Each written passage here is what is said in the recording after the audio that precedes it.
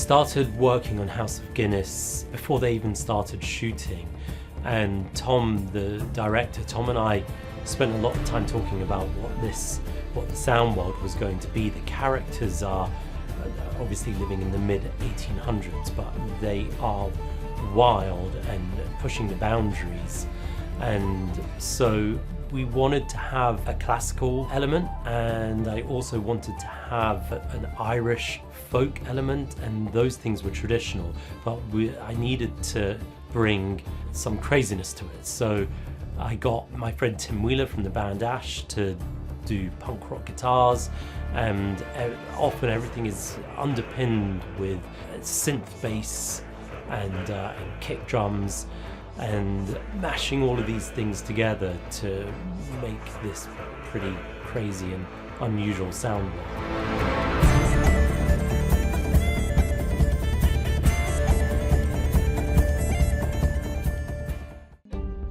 There's a lot of themes in House of Guinness. Pretty much all the characters have their own individual themes, and they're played a lot by different instruments. Ellen Cochrane, I wanted to write her with a harp.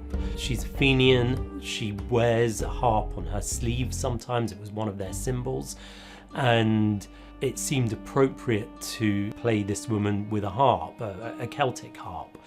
But there's also this really attitudey side to her, and the harp just wasn't cutting it, and I found that with a Moog synth bass put through a distortion pedal, and so you get this really unusual combination of Celtic harp and overdrive Moog bass that plays her most of the time. And then on occasion as well, when she really goes for it, I got Tim Wheeler to play a punk rock version of her tune, which is on the album. It's super cool.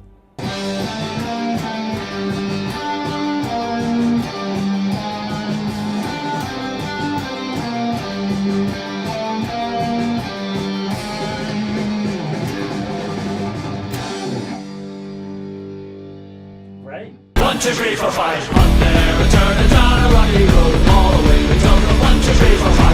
Rocky Road to Dublin, it was great to have a go at because it's got so much energy and actually really suits a kind of punk delivery as well. So I think that's one of the great things of the score. It's a real mix of traditional like melodies and lyrics with like quite a modern approach to the guitars.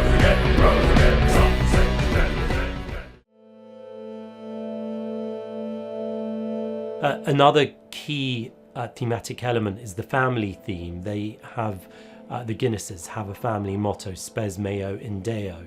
And I got the alternative rock artist, WØLFFE. She's got a really incredible voice, an extraordinary range, and she also has this sort of gritty, breathy quality to her voice. And I could have done these parts, it's like a Latin choral, a bit of writing, and I could have done it with a choir in a very traditional way, but that just didn't seem appropriate for this wild family, the Guinnesses.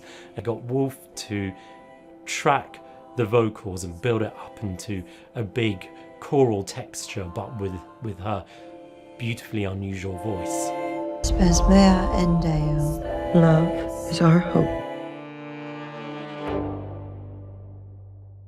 Rafferty is such an enigmatic character, and he really needed an unusual approach. He's very charismatic, he plays the violin, so it seemed like the natural thing to play him with the violin, but I needed to find an unusual way to get the threatening, terrifying side of him into the music. And so I picked up my violin and started using extended techniques to create this whole sound world for Rafferty. And then he needed one really iconic sound, and I have this old instrument from the late 1800s called a stroviol, and it's like a steampunk thing that looks like it was probably invented recently, but it is There was a fashion for these instruments in the late 1800s, and it was the perfect kind of spooky, rattly sound that would give him an iconic thing every time he came onto the screen to be threatening.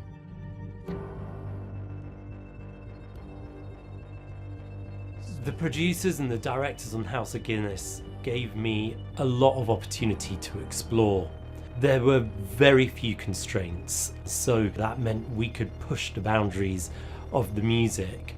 The pieces Arthur Guinness and Edward Guinness really use all the different instrumentation, the punk rock guitars, the synth bass, the orchestra, the Ceilidh folk musicians, my bits of violin playing, the Celtic harp, all the vocals, and those two pieces, I think for that reason, capture the essence of the House of Guinness score.